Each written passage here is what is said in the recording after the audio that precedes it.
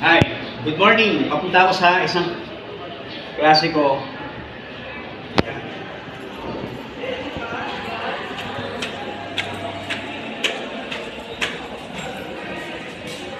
Actually, may vlog din ako sa room. So, natin yun. Sir, Ay, saan punta sir? ito, may klase ito. Ano? May gusto lang ako itanong sir. Ano yun? Tayo. Kasi may napanood ako sa balita sir about geopolitics. Yung nangyayari ngayon sa US sir. Alam mo ba sir?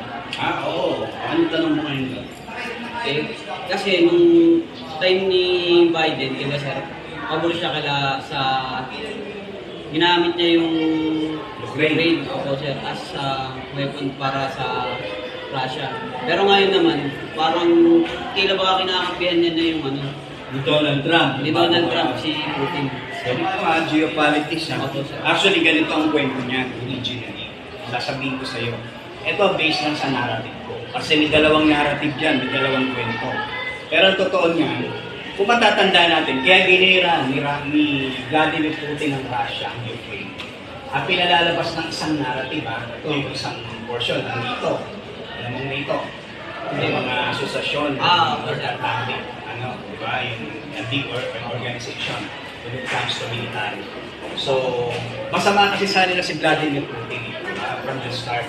So, parang pinalalabas mo muna, ginira gusto sa ni Putin yung Ukraine. Pero ang original na kwento niya, kaya ako sinasabing original, kasi alam natin, nung mainit yung gera sa Ukraine, matatanda rin na naman, nagpunta yung isang broadcaster, si Hannity, para interviewin si Vladimir Putin. Kasi ang daming kwento, gusto sa Putin. Pero ang kwento pala, kaya dinera ni Vladimir Putin niya.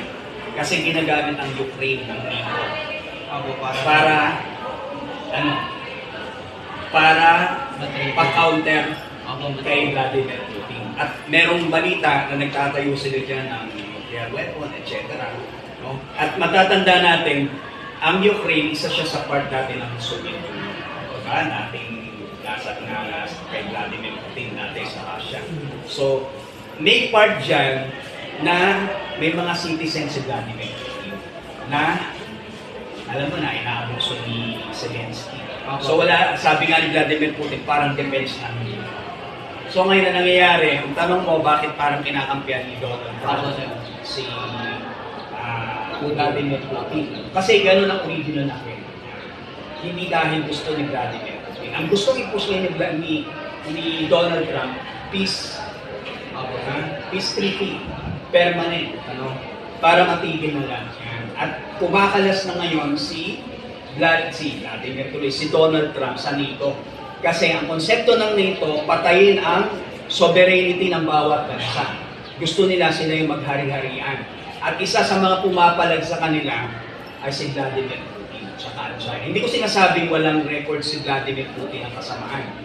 Alam natin, dating pumunta siya. Pero sinasabi natin is the present situation. Ayun tayo. No? Ako'y naniniwala ang Russia, medyo compare dati. Medyo kahit pa paano, meron pa rin control.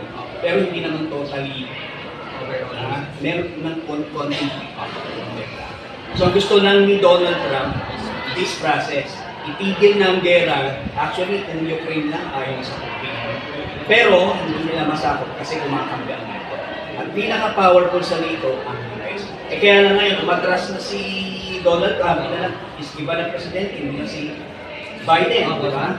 So, at ayaw na rin kampihan ni Donald Trump. Yung pananaw ng NATO ngayon, yung tinatawag natin globalist agenda.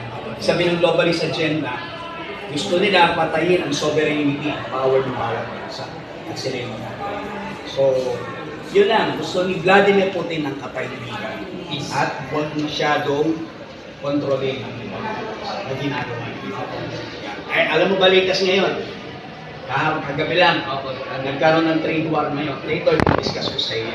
Nagkaroon ng trade war between Canada, Mexico. Siyempre, number one, US. Gusto nyo taasan yung mga talumpang. So, pero ganda. Mas alam mo yung nangyayari ngayon.